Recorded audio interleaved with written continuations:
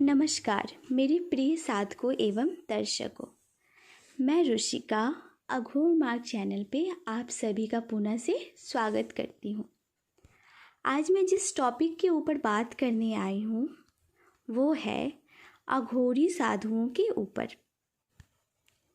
कुंभ के मेले में या शमशान में या किसी भी निर्जन स्थान में साधुओं को तपस्या करते हुए या उनको ध्यान में मगन रहते हुए आप लोगों में से कई लोगों ने देखा होगा। कई बार तो आप इनके लंबे बाल, अजीबोगरीब पहनावे और राख से सने हुए इनके शरीर को देखकर आप डर भी जाते होंगे। इस तरीके की वेशभूषा धारण किए हुए व्यक्ति को अघोरी कहा जाता है या नागा साधु भी कहा जाता है। यूँ तो अघोरी बाबा का नाम सुनते ही हमारे चेहरे में एक अजीब सा स्वरूप आ जाता है।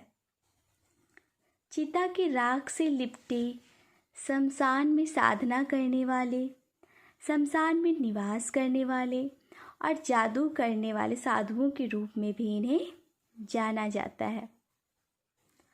अघोर शब्द का संस्कृत में अर्थ होता है उजाले की ओर।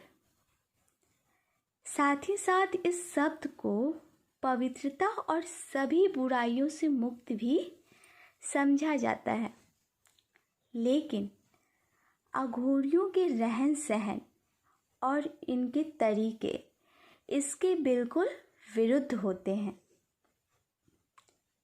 अघोरियों के इस रहस्यमय दुनिया से जुड़ी कुछ अनसुनी और बहुत ही अनजानी बातें आज मैं आपको बताने जा रही हूँ। अघोरी आसानी से किसी को दिखाई नहीं देते हैं। अघोरी तभी दिखाई पड़ते हैं जब पहले सभी कामों से निवृत्त ये शमशान जा रहे हों या शमशान से बाहर निकल रहे हों। अघोरी के जीवन का एकमात्र उद्देश्य होता है भगवान शिव को पाना, भगवान शिव की भक्ति में लीन रहना। अघोरियों को कुछ लोग अघोर भी कहते हैं। अघोरियों को खतरनाक या डरावना साधु भी समझा जाता है।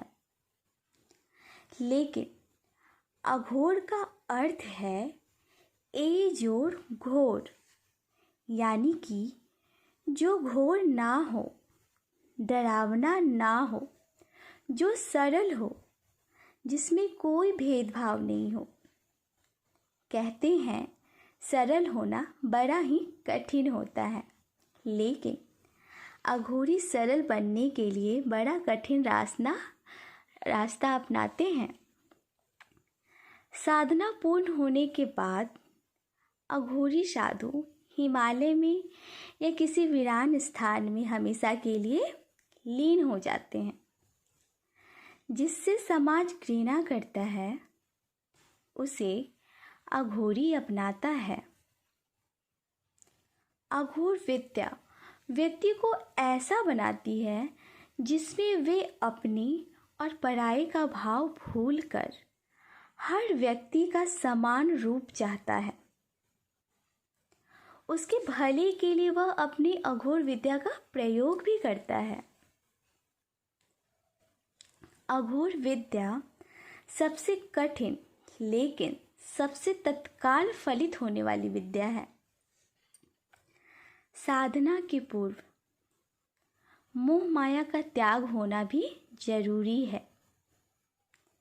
अघोरी उसे कहते हैं जिसके भीतर अच्छे, बुरे, सुगंध, दुर्गंध, प्रेम, द्वेष, ईर्ष्या, मोह जैसी सारी भावनाएं मिट जाती हूँ।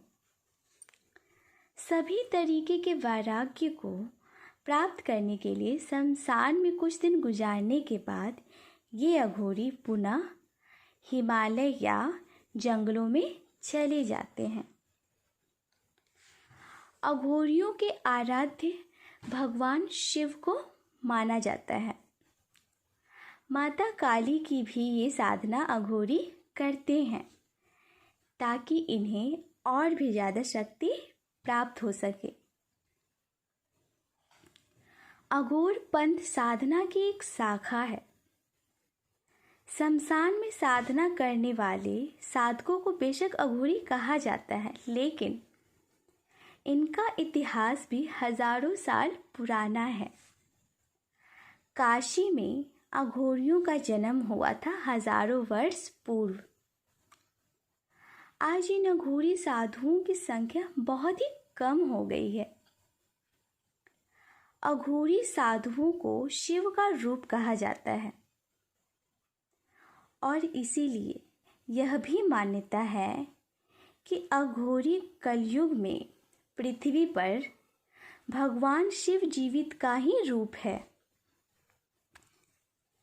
शिव जी के 5 रूपों में से अघोर शिव जी का ही एक रूप है।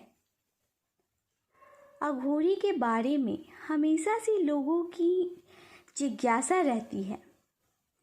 आम इंसानों से दूरी बनाकर रहने वाला यह साधु भांग, धतूरा और चिलम के नशे में रहते हैं।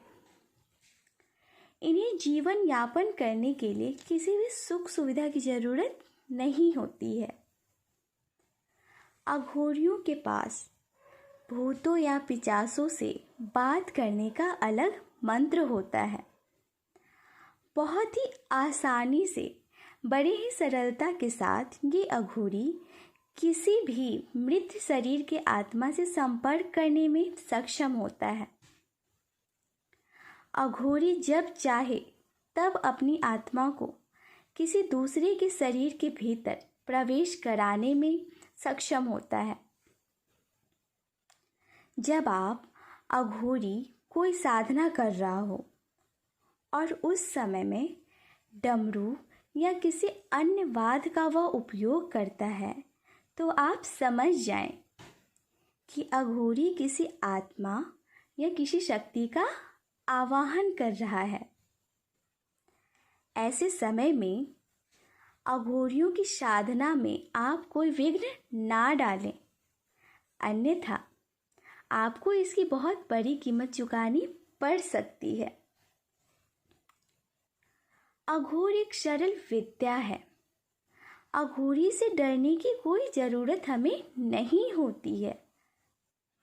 अघोरी मतलब सरल बनने का एक विद्या और साथ ही सामान्यता का महत्व भी है। अघोर साधना में मदिरा का विशेष महत्व होता है। याद रखें, अगर अघोरी हाथ में कमल का फूल लेके जा रहा हो तो उसे कभी भी पुकारना नहीं चाहिए, भले ही वो आपका परिचित क्यों ना हो। अगर आप ऐसा करते हो तो आप जीवन भर के लिए भिखारी की तरह जिंदगी बिताने पे मजबूर हो जाओगे। अगर अघोरी कमल का फूल लेकर रात के समय शमशान की ओर जा रहा है तो आप समझ जाइए उस अघोरी को भगवान शिव का साक्षात्कार हो चुका है। हमारी कोशिश बस यही है कि हम आपको समझा सकें कि अघोर विद्या या अघोरी गलत नहीं होते हैं।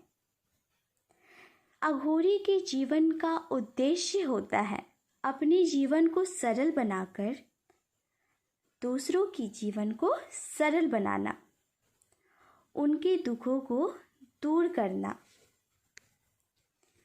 आज के लिए बस इतना ही। कल फिर मुलाकात होगी आपके साथ एक नए विषय पर।